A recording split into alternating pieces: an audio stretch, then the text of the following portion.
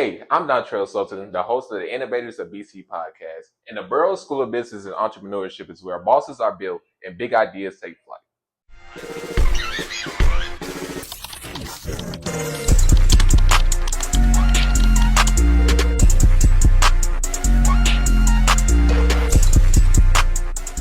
Welcome back to the Innovators of BC podcast, powered by the Best Innovation Lab. I'm your host, Dontrell Sultan, with our guest today, Miss Asia Cooper. We actually, you got what you're going to say? You excited? I'm so sorry. Okay, hey, how you doing? Hi, I how was are going to you? introduce your business. Okay. I'll let you go do your thing. Okay. But she has a clothing designing business. She designed prom dresses. It's called Asia and Marie, and it's dope clothing. We want to bring you on to basically talk about your story, your entrepreneurship journey, and why you balancing school out because you're a senior here at Benedict College. So how you feeling? I'm feeling good. I'm feeling good. Excited to be here, and thank you for having me. Okay. So talk to me about the start of your business. Talk to me about, was it a passion for, were you just in high school and saying, I think prom dresses look dope, and that's when you wanted to start? You seen an opportunity, a gap anywhere? No, I would just say, I started my brand in 2020, and everyone know we was in the middle of a pandemic. So during the pandemic, I was, in shutdown, and I'm a very creative person, I like to think. And so I picked up a new hobby sewing, and during that time, I didn't know that I would be making dresses. Like during that time, I was making, masks because that's what we were wearing at the time. And then I just picked up the hobby of making dresses. So for 2 years, I was just practicing my craft as a hobby. And then 2022, that was like fresh when everyone started, rolling back out into society. And it was prom time for me, and I made my own prom gown. And during that time, I was posting on social media constantly, just showing my, process of me making my gown. And one of my classmates reached out to me and asked if I could make her a prom gown. It was like 3 days before prom. And so I'm like thinking like I've never made anything for anybody. So I was like really nervous. But I took that step of faith and I said yes. And since then I have just been booked every year for prom. I didn't intentionally think I was gonna start a business. I guess it was just a passion turned a profit. So was that, did you repost your prom dress, or was it word of mouth around the school, or what happened? Yeah, so we went to the same school, so I was also posting content of me like doing her fittings and everything. And then when prom day came, obviously I recorded videos of like us together at prom, and then also her and her gown as well. And for the word of mouth, yes. For the first like 2 years, I would just do word of mouth. Like anybody that would ask, can I make them a prom dress? I would do it. But now since I'm scaling my business, I run ads, I promote. So, but word of mouth is still the biggest thing for me And in advertising.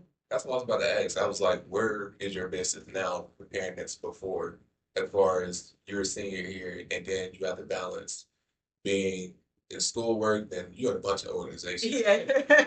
Being in your business, where is it now, and how do you balance that? I say time management. Time management is so important. I think every entrepreneur, and not even entrepreneur, I think a lot of people that manage multiple, obligations should learn time management. For me, I think the key is I'm here on scholarship, so I have to uphold certain duties. So I manage my time for the week. I spend all my time, doing my due diligence to the colleges, and focusing on my schoolwork. And on the weekends, I use that time to sew and actually do my in-person consultations. And then, here and there through the week, I'll do like customer service, like if people reach out to me. But yeah, separate the two. So weekdays are for school, and then weekends for sewing and consultations. And talk about the style of your prom dressing. Because how does your personality kind of influence or rub off on your business and your brand? Yes, so I think my personality influences my brand because I like to think of Asia A. Marie as a whole brand as itself, like sewing, but also I also post myself as Asia Marie. And every brand has a story. And I think once we put a face to a brand, it creates a, familiar feeling that makes a customer want to shop. So I create the feeling to make women feel beautiful, included, because when you go into a store, you're trying on a dress. You're just trying on a dress that was, made. But when you're shopping AJ Marie, you come into a consultation. We build a bond. I ask you what event you're going to. I make sure to, if a client was like, don't know how to get their hair done, I make sure like, I recommend certain type of things you wouldn't just get if you're going dress shopping and trying on fast fashion. It's a whole experience. So do you see that as your competitive advantage over the other? Yes, so I like to think that my competitive advantage is, the experience, the one-on-one. You get a consultation, and we also offer virtual consultations. So if you're not able to come to South Carolina, we do have that option to do virtual. And 95% of my clients, I don't meet in person. We just talk over Zoom. I take their measurements, I sew their dress, and then I ship it off. So I like to think of that as another competitive advantage.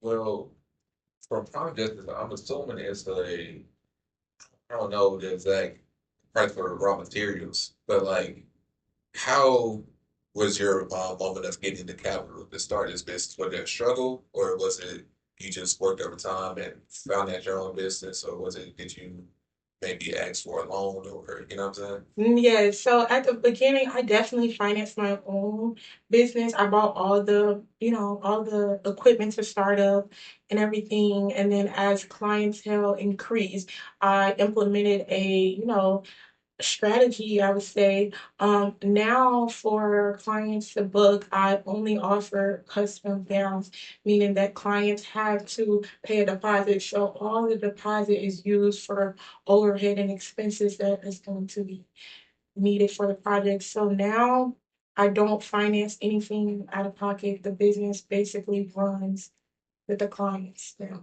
And how's your price ranges with the custom gowns?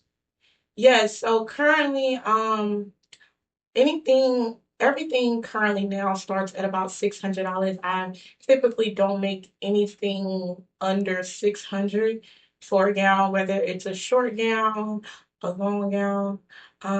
Just because I've been in the sewing industry for so long, I have the skills, expertise, and I just, and I position my brand as a luxury brand. So with that, my prices have to reflect that. And did it start off as a luxury brand, or you kind of developed that? I would say it always started as a luxury brand because anything custom is a luxury. A lot of people don't have access to custom. A lot of people can't say, I'm going to get a custom gown. So I would say this. And what are your plans after graduation? Is it full responsibility of your brand, or is it you're going to balance maybe you have a career or a passion to something else? Yeah, so I plan to continue going to school to get my master's, and with that, I will still be running my brand. I do see in the next 2 to 3 years that we would be employing more people and actually expanding into custom purses and heels. And so I would just like to say with that, I participated in the entrepreneurship week and I pitched my first launch and I was actually able to win, first place for that. So with that grant money that I received from the school, from the innovation lab, I was able to, put the start of that in motion. And I know I'm pretty sure you look on social media and you see maybe you have some inspirations from some influencers. So did that kind of influence with your brand, or did you see certain trends in the market that kind of influence what you put out? Well, I'm Gen Z, so I feel like I'm always on social media. So I think like mostly everything is, influenced. But when you're working in a custom field, it's always the customer's preference, what they want.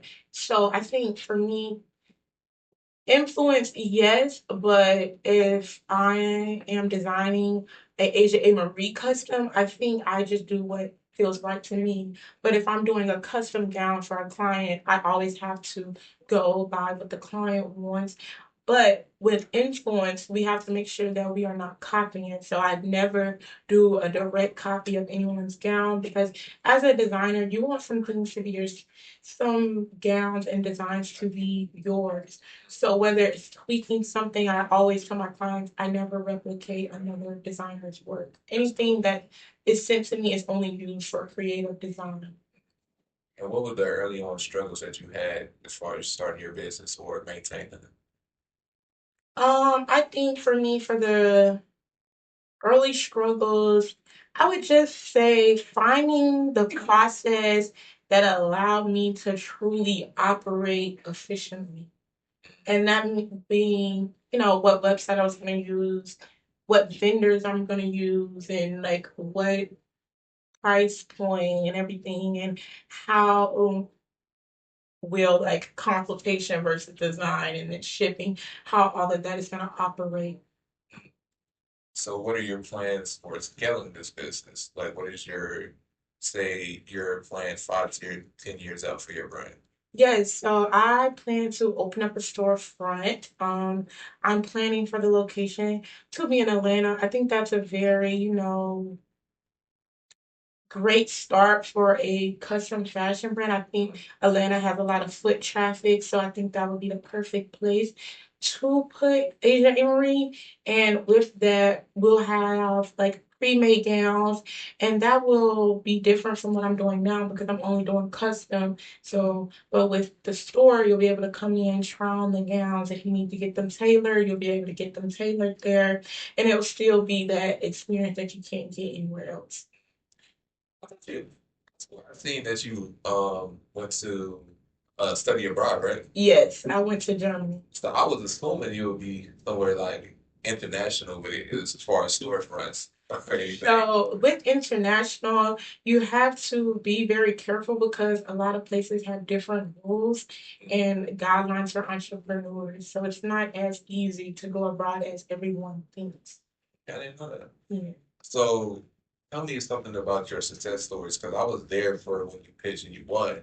You were saying that a celebrity used your product, right?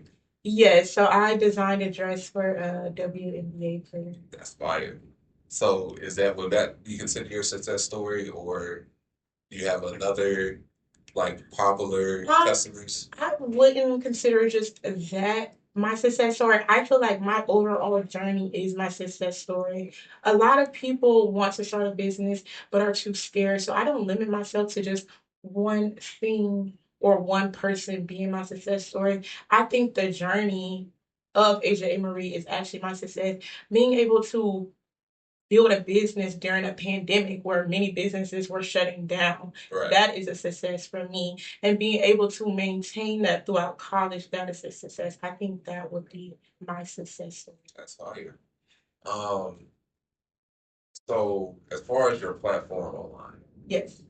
did you design that for yourself or Yes, everything is designed by me, my logo, my website. I do all the marketing. If you guys don't know, I'm marketing major. So and that was the intent behind me actually, going to school for marketing is to truly, learn all the roles of a business. that's right? So what is the nearest plan for AJ? What is the upcoming event you have for your brand?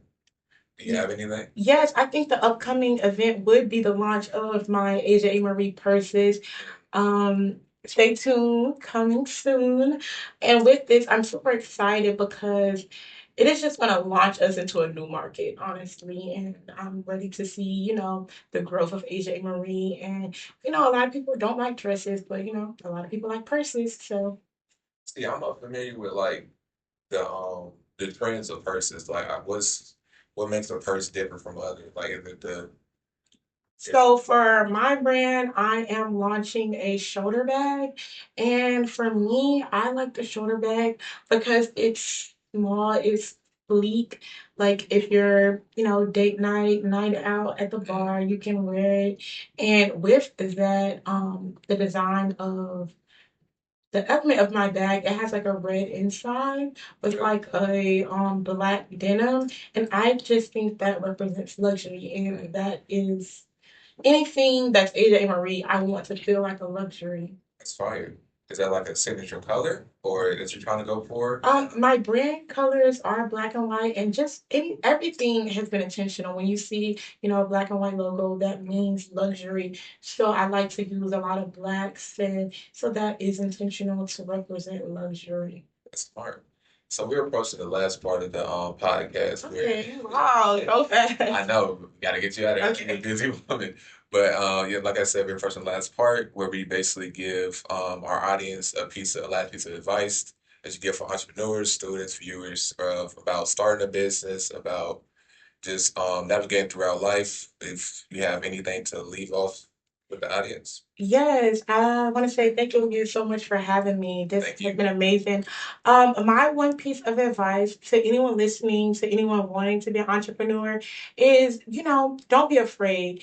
Truly be yourself and be your authentic self, and don't be scared to be seen. I think a lot of people are scared to be seen, and that's what holds people back. Like they're scared to, they're scared to fail. They're scared for people to see them, you know, have a bad launch, or they're scared that people won't purchase, or they're scared that their family won't support. I just tell people all the time that you have to be okay with being seen. You have to be okay with failing, and you just have to keep going. And that is my advice. It's just to keep going and start now. Don't wait till tomorrow. Tomorrow's not promised. Fire, you killed it. Can you leave us off with your way from the retreat, like your social handle? Yes, my handles for all my personal accounts are Asia A. Marie.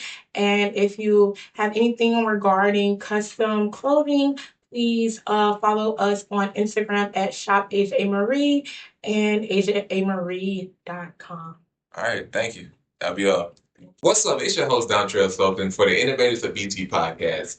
Level up your hustle at Best Innovation Lab, where the Benedict's boldest ideas come alive. Good.